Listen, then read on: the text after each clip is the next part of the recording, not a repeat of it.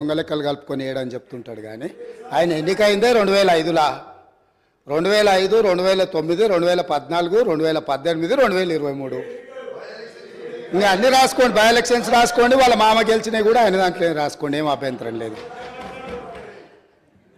వారు వివిధ హోదాలలో వారు పనిచేయడం జరిగింది. 2014 నుంచి 2018 వరకు వారే సాగునీటి పారుదల శాఖ మంత్రిగా పనిచేసిండ్రు. వారి తర్వాత మాజీ ముఖ్యమంత్రి గారు చంద్రశేఖరరావు గారు సాగునీటి పారుదల శాఖ మంత్రిగా పనిచేసిండ్రు. అంటే ఈ 9.5 సంవత్సరాలు వాళ్ళ కుటుంబము తప్ప ఇతరులు ఎవ్వరూ సాగునీటి పారుదల శాఖ మంత్రిగా పనిచేయలేదు. వారు ఆర్థిక మంత్రి తర్వాత ఈ రాష్ట్రం మీద ఉన్న అప్పులు కానీ వివిధ కార్పొరేషన్ల పేరు మీద చేసిన అప్పులు కానీ సంపూర్ణంగా వారి దగ్గర సమాచారం ఉంటుంది. ఎందుకంటే ప్రతిరోజు రిజర్వ్ బ్యాంకు వాళ్ళ దగ్గర ఉన్న నిల్వలన్నీ మన అవసరమైన దాని రిపోర్ట్ ఫైనాన్స్ సెక్రటరీ గారికి ఇస్తారు. ఫైనాన్స్ సెక్రటరీ గారికి ఇచ్చినట్టే అది ఫైనాన్స్ మినిస్టర్ ఇచ్చినట్టే. ఇప్పుడు నేను వారు పదే ఎన్నికల సందర్భంలో కాళేశ్వరం ప్రాజెక్టు అంచనాలే 80,000 కోట్లు, 1,00,000 కోట్ల అవినీతి జరిగిందని ఎట్లా అంటారు?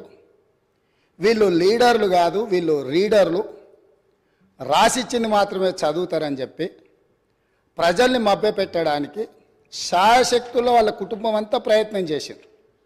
సరే, మేమేం చెప్పినాం, వాళ్ళు ఏం చెప్పినారు, ప్రజల అనేది పక్కన పెడితే వాస్తవాలు అనేటివి కొన్ని ఉంటాయి. ఆర్థిక శాఖ ఉన్నది. ఈరోజు ఆర్థిక శాఖకు మొన్నటి వరకు పనిచేసిన మంత్రి గారు పేజీ నెంబర్ 21 వారు చూసుకోవాలి తమరి ద్వారా, మిగతా సభ్యులు కూడా.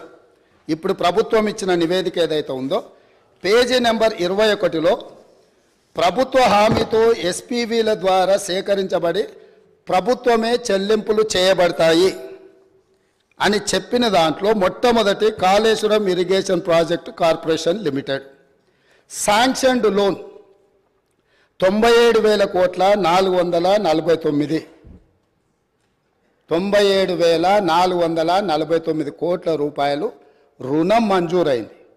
ఇందులో లోను విడుదలయ్యింది 79,287 కోట్ల రూపాయలు.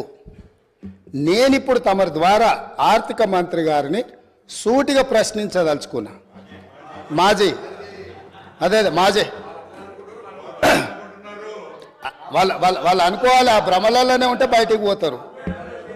అయితే ఈరోజు అధికారిక లెక్కలు ఇవి కార్పొరేషన్ ద్వారా లోన్లు చేయబడిన అప్పు 97,449 కోట్లు.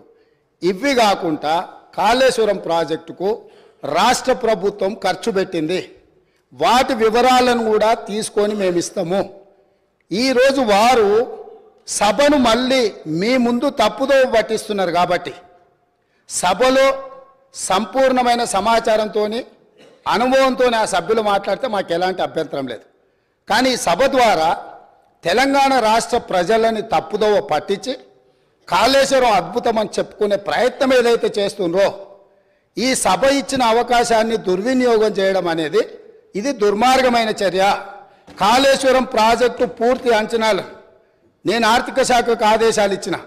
రేపు మా సాగునీటి పారుదల శాఖ మంత్రి గారు మాట్లాడేటప్పుడు టోటల్గా వేసిన అంచనా ఎంత, అందులో కార్పొరేషన్ పేరు మీద మంజూరైన లోన్లు ఎంత, మంజూరైన లోన్ల నుంచి ఇప్పటి వరకు వినియోగించుకున్న నిధులన్నీ, అదేవిధంగా రాష్ట్ర ప్రభుత్వం తన బడ్జెట్ నుంచి ఖర్చు పెట్టిన నిధులన్నీ, వీటన్నిటిని వివరాలను మళ్ళీ అక్కడ చెప్తాం.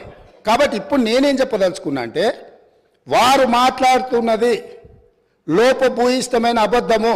కాళేశ్వరం ప్రాజెక్టు యొక్క అంచనాలు 80,000 కోట్లు కాదు, లోన్లే 97,449 కోట్ల రూపాయలు ఆల్రెడీ లోన్లు మంజూరు తెచ్చుకున్నారు. రాష్ట్ర ప్రభుత్వం ఖర్చు పెట్టింది. మొత్తానికి వీళ్ళు వేసి అంచనా లెక్కలేస్తే అది ఎక్కడికో వెళ్తుంది. అదొకటి అధ్యక్ష. రెండవది, ఇంతకుముందు మంత్రులు జూపల్లి కృష్ణారావు గారు మాట్లాడబోతుంటే పాపం వారిని దబాయించే ప్రయత్నం చేస్తున్నారు. నేను 2 విషయాలు ఇక్కడ చెప్పదలుచుకున్నా.